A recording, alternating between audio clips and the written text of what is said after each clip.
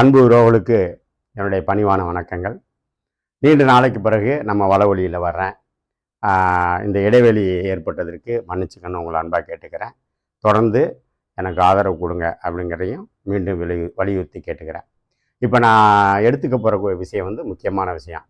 இப்போ நடந்து முடிந்த அந்த +2 தேர்தல் இருக்குது பார்த்தீங்களா, அது சம்மந்தமாக பேச போகிறேன். தயவு செய்து இதை பெற்றோர்களும் மாணவர்களும் கேட்க வேண்டும் என்பது என்னுடைய பணிவான வேண்டுகோள். எழுதி வெற்றி பெற்றவர்களாக இருந்தாலும் சரி, அல்லது ஏதோ ஒரு காரணங்களுக்காக தோல்வி அடைந்திருந்தாலும் சரி, வெற்றி பெற்றவர்கள் எந்த அளவுக்கு சந்தோஷம் அடைகின்றார்களோ அந்த அளவுக்கு தோல்வி அடைந்தவர்கள் சந்தோஷம் அடைய முடியாது. ஆனால் அவங்களுக்கு ஒரு சின்ன விஷயம் நான் சொல்கிறேன். வெற்றி பெற்றவர்கள் தான் திறமசாலிகள், அவர்கள் தான் படிப்பு உயர்ந்தவர்கள். நம்ம அது இல்லை, அதனால தான் தோற்று போயிட்டோன்னு நினைக்கிறீங்க பார்த்தீங்களா, அது தவறு.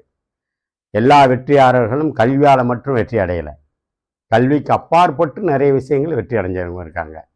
அதே மாதிரி இந்த விஷயத்தில் தோற்றவர்கள் வாழ்க்கையில் தோற்று போகிறதா கிடையாது.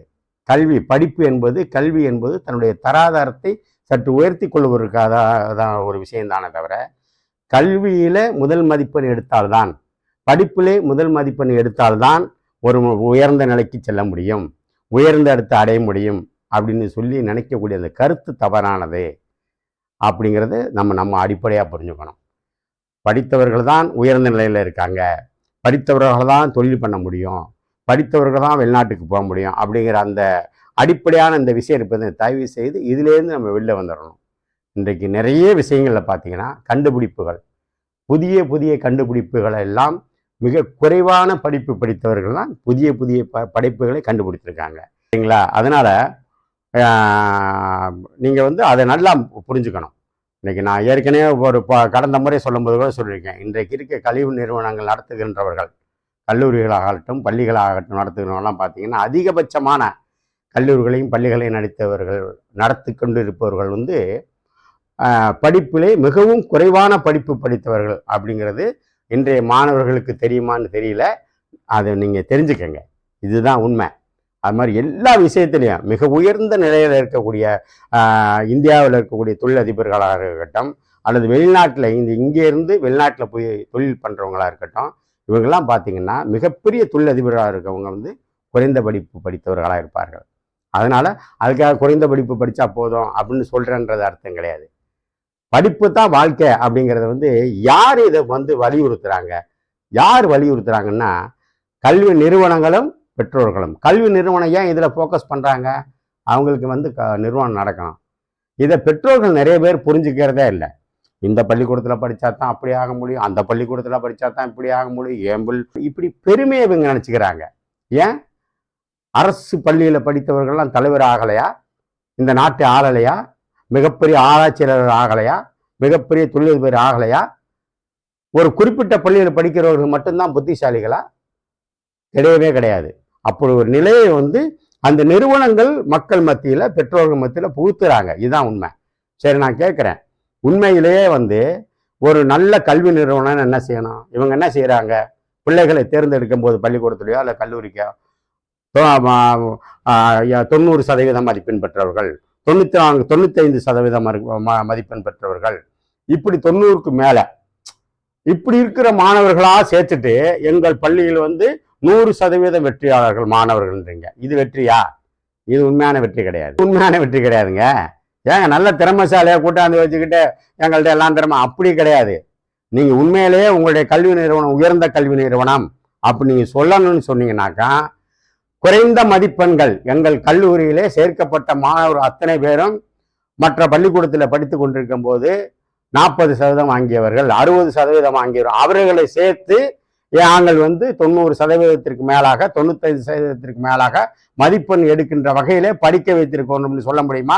அப்படி சொன்னீங்கன்னா தான் நல்ல கல்வி நிறுவனம். ஏங்க 100க்கு 100 மார்க் எடுக்கிறவனை சேர்த்து வச்சா நீங்கள் என்ன சொல்லிக் கொடுக்குது? அவனோட அறிவை பயன்படுத்த அவனே பெரிய ஆளாயிரானே. அப்போ நீங்கள் தான் அதுக்கு காரணம்னு சொன்னால், ஒரு வகுப்பறையில் 50 பேர் இருக்கிறாங்கன்னு சொன்னால் 50 பேருமில்ல முதல் மார்க் இருக்கணும். ஏன் அப்போ அவங்களாம் இருக்க மாட்டேன்றாங்க? ஒருத்தர் மட்டும் ஏன் இருக்கிறாரு, 2 பேர் மட்டும் ஏன் 2வது இடத்துக்கு வர்றாங்க? அதனால் நீங்கள் நினச்சிக்காதீங்க, நீங்கள் சொல்லி கொடுக்குறீங்க. அந்த புரிதல் இருக்குது பார்த்தீங்களா, எல்லாருக்கும் ஒரே மாதிரி புரிஞ்சுக்க முடியாது. ஒரு சில பேருக்கு அவங்களுடைய நாலேஜுக்கு வேறு ஒரு இதில் இது இருக்கும். ஒரு கிளாஸில் உட்காந்துருக்கும் போது அதனால் நான் சொல்லி கொடுத்து தான் இவர் இப்போ 100 மதிப்பெண் எடுத்தார், நான் சொல்லி கொடுத்தேன் 95 மதிப்பெண் எடுத்தார், என் பள்ளிக்கூடத்தில் படித்ததுனால என் கல்லூரியில் படித்ததுனால தான் இவர் வந்து இவ்வளோ பெரிய மதிப்பு எடுத்தாருன்னு சொல்கிறதெல்லாம் தவறான கருத்து. அது உண்மையும் கிடையாது. அப்படி உண்மையிலே உங்களால் தான் அந்த மாணவன் முதல் எடுத்திருக்கான்னா உங்கள் வகுப்பறையில் இருக்க அத்தனை மாணவர்கள் முதல் மதிப்பெண் எடுக்கணுமா இல்லையா? ஏன் எடுக்க மாட்டேங்கிறாங்க? அதுக்கு நீங்கள் பதில் சொல்ல முடியுமா?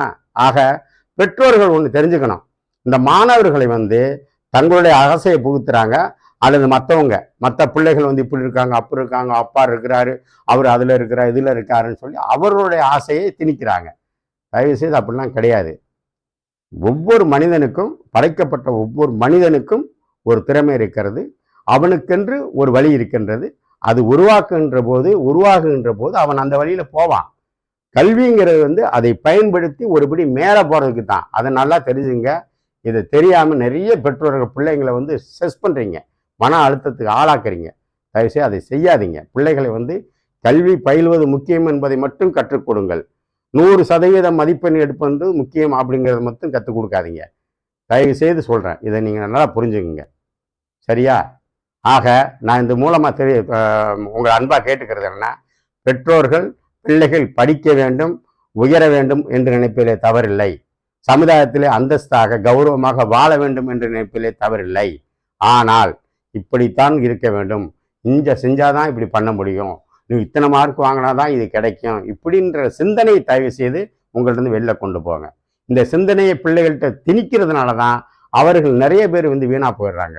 அவர்களுக்குள்ள ஒரு சிந்தனை இருக்கும், அது வெளிப்படும் போது தான் அவர்களுக்கு அது புரியும், அது தெரியும்.